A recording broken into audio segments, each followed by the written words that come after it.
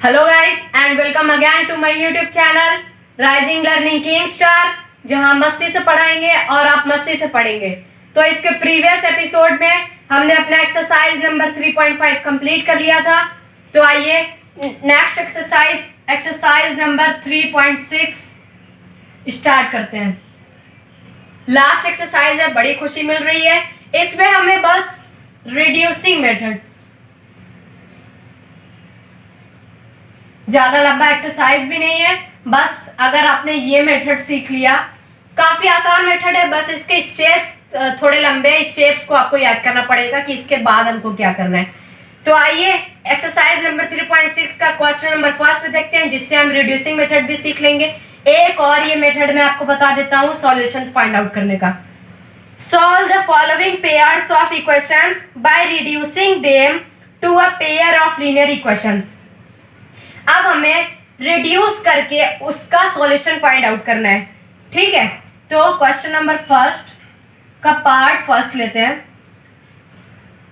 1/2x plus 1/3y equals to 2, okay, and 1/3x plus 1/2y equals to 13/6। ये इसको equation number first मान लो, इसको equation number second मान लो, क्योंकि ये दिया हुआ है इक्वेशंस।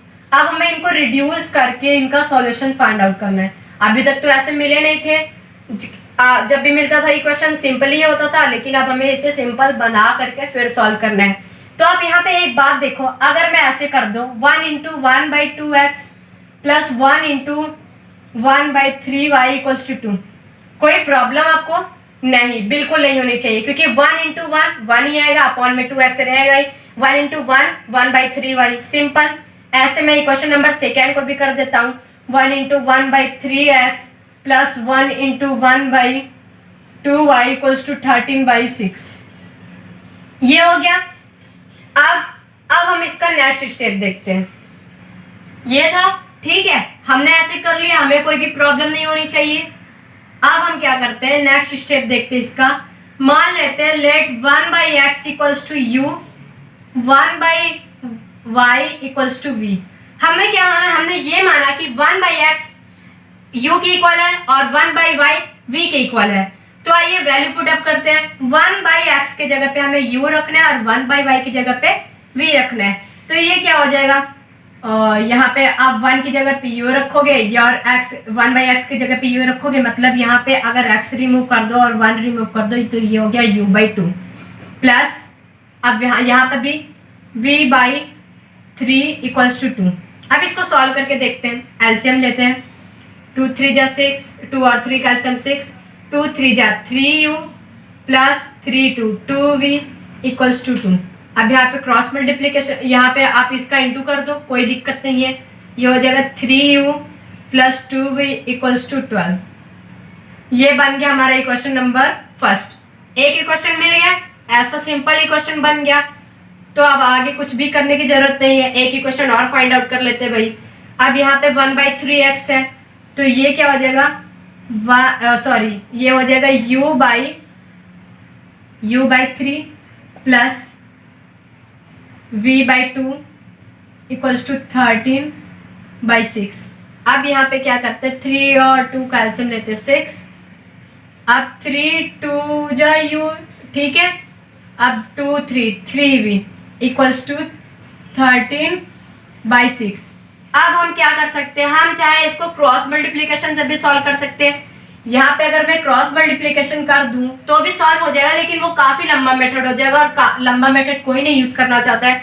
तो यहाँ पे मैं 6 और 6 दोनों डायरेक्ट कैंसिल कर देता हूँ। तो ये हमारा सिंपल बन गया 2u plus 3v equals to 13। ये हो गया हमारा इक्वेशन नंबर सेकेंड। दो इक्वेशंस मिल गए, आइए अब उनको सॉल्व करते हैं।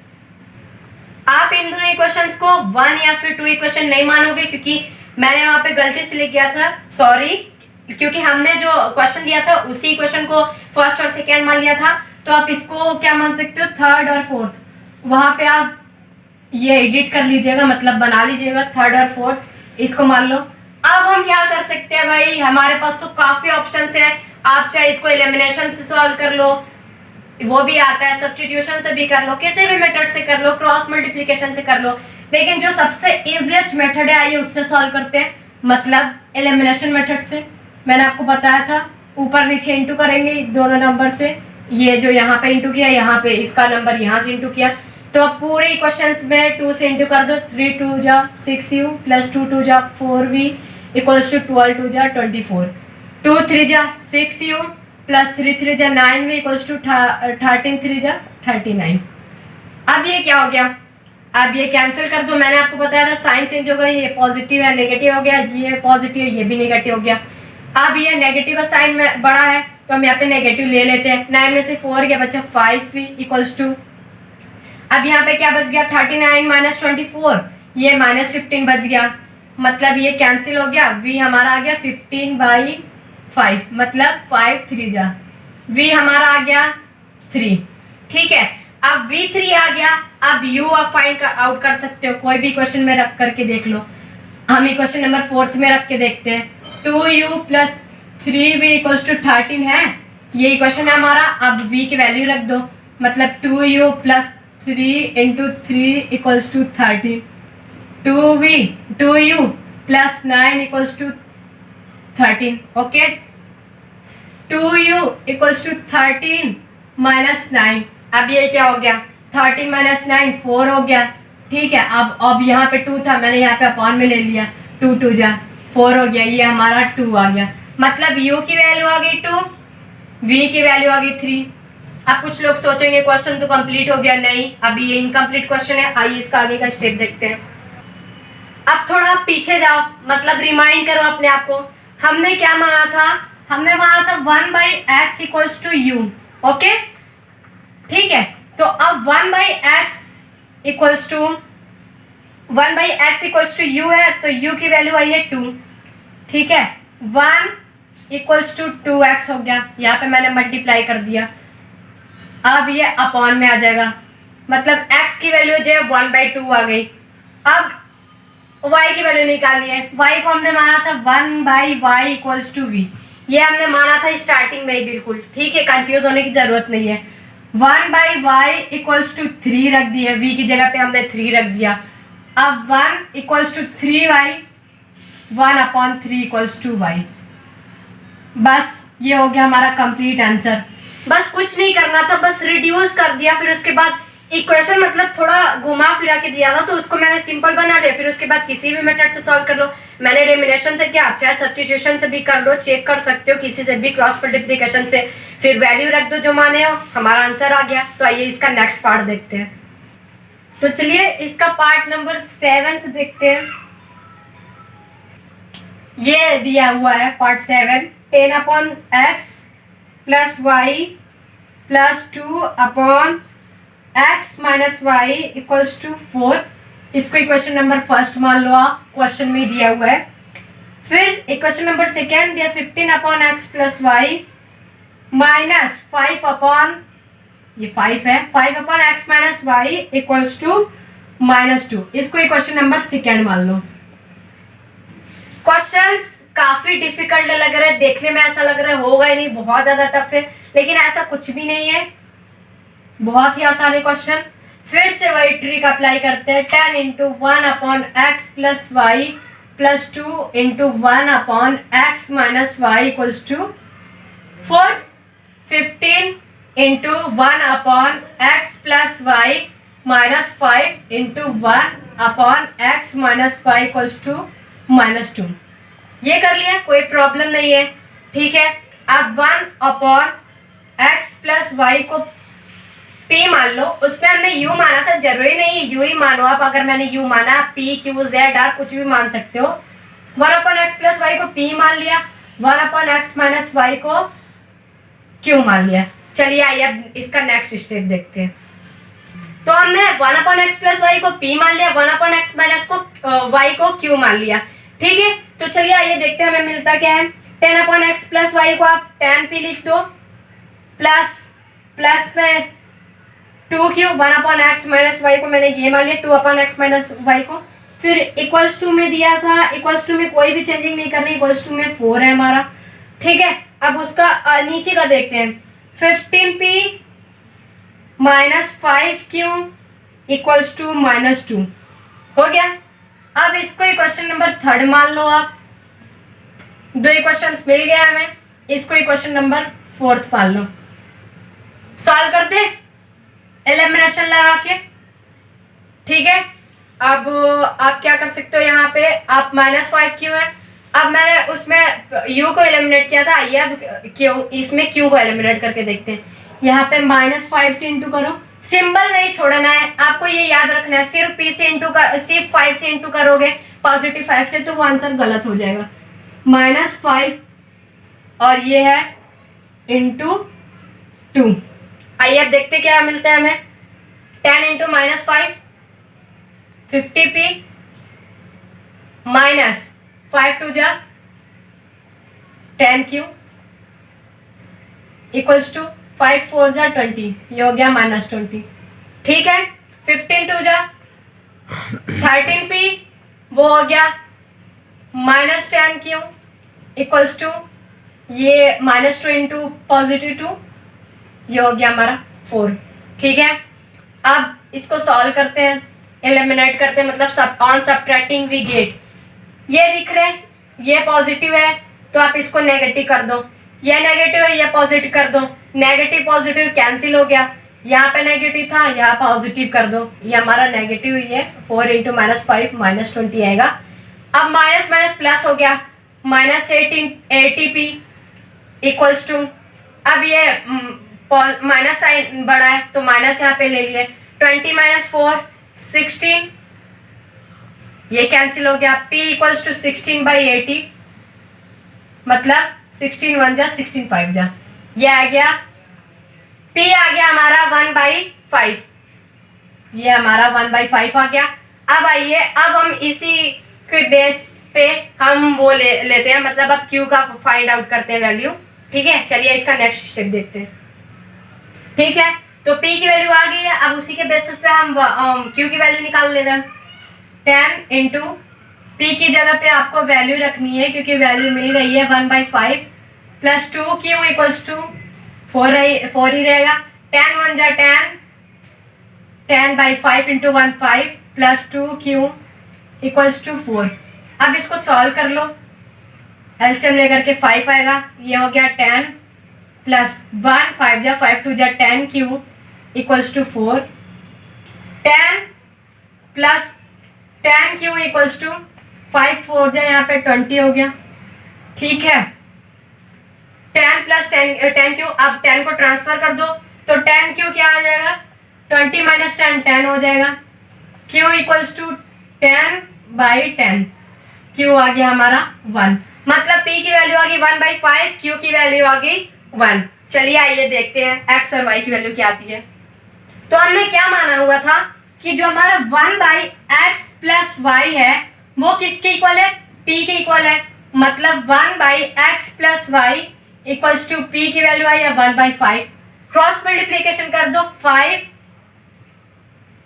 Equals to x plus y, इसको इक्वेशन नंबर आप 5 मान लो, ठीक है। अब जो y को 1/x minus y equals to q, हमने ये माना था, स्टार्टिंग में ही माना था, आपको दिमाग लगाने की ज्यादा जरूरत नहीं है।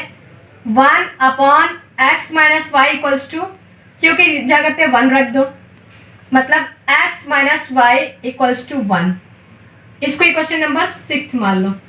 अब यहाँ पे भी 2 इक्वेशन मिल गए, अब आइए उनको भी सॉल्व करते हैं, देखते हैं क्या मिलता है। इसको हमने इक्वेशन नंबर 5 माना था, इसको इक्वेशन नंबर 6 माना था। एलिमिनेट कर देते हैं वैल्यू।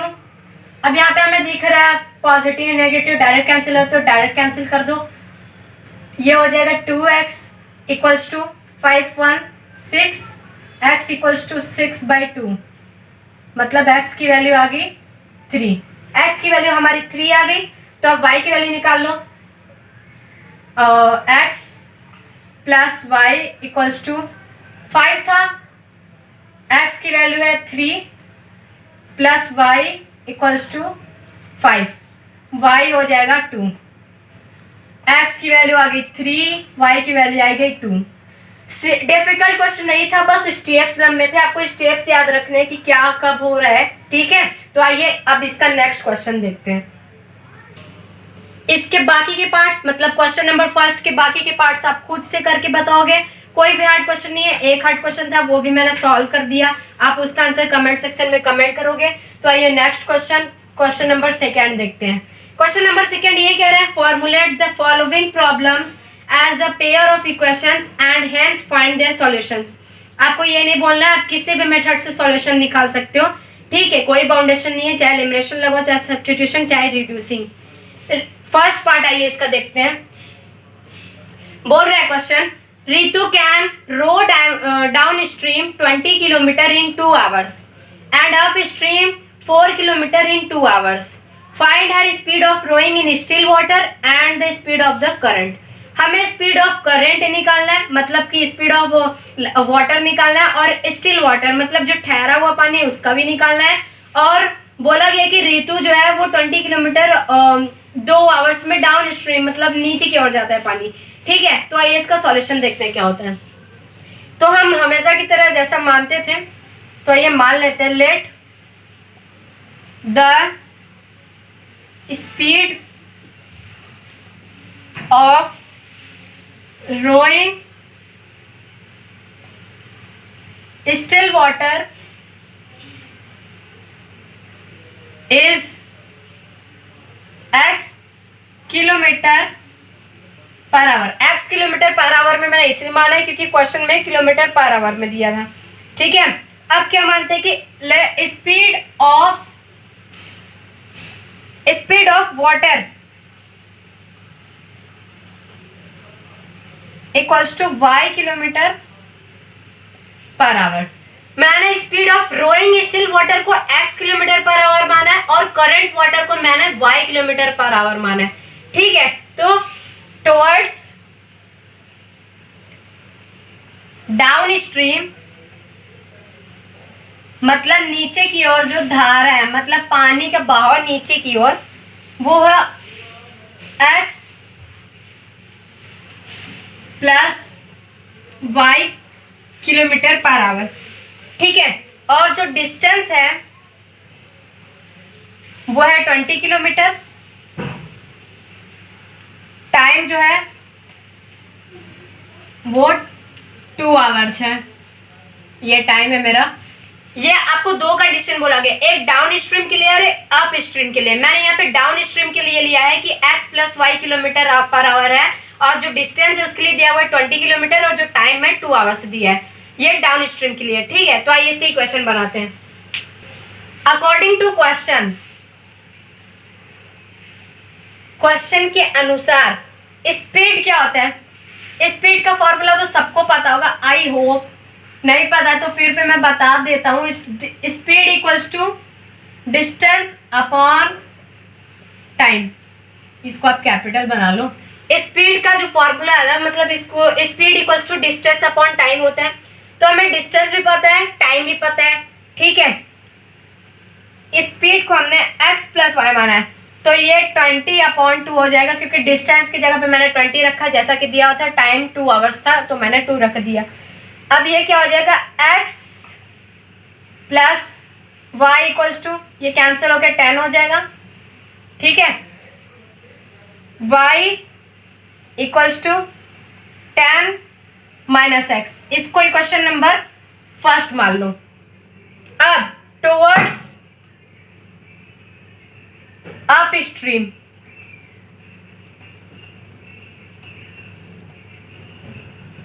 अब ऊपर की ओर जो धारा बह रहा है, मतलब पानी का जो बहाव है ऊपर की तरफ, स्पीड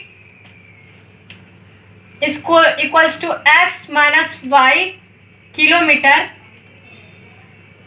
पर आवर, ठीक है। और उसके लिए डिस्टेंस क्या दिया हुआ है, मतलब अप स्ट्रीम के लिए डिस्टेंस दिया हुआ है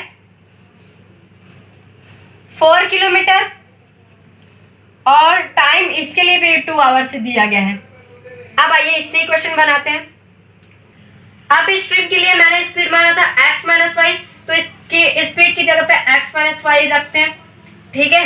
इक्वल्स टू, अब डिस्टेंस क्या था 4 किलोमीटर और टाइम क्या था 2 आवर्स। ठीक है, अब ये क्या हो जाएगा, x minus y equals to 2। अब इसको इक्वेशन नंबर सेकेंड मान लो आप। दो इक्वेशंस हमें मिल गए हैं। Putting the value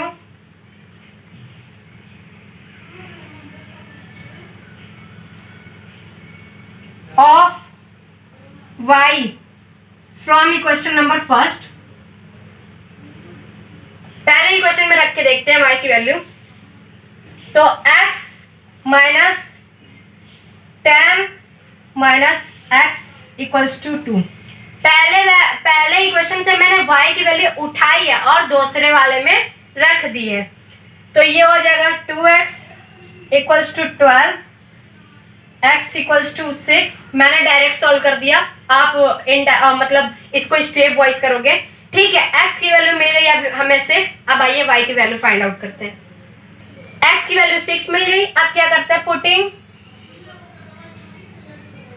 the value of x in equation number first. Equation number पहला क्या था, y equals to 10 minus x था। y equals to 10 minus x की जगह पे 6 रख दो, y इक्वल्स टू 4 आ गया। x की वैल्यू आ गई 6, y की वैल्यू आ गई 4। Hence speed of rolling in still water is 6 kilometer per hour and speed of current water equals to 4 kilometre per our.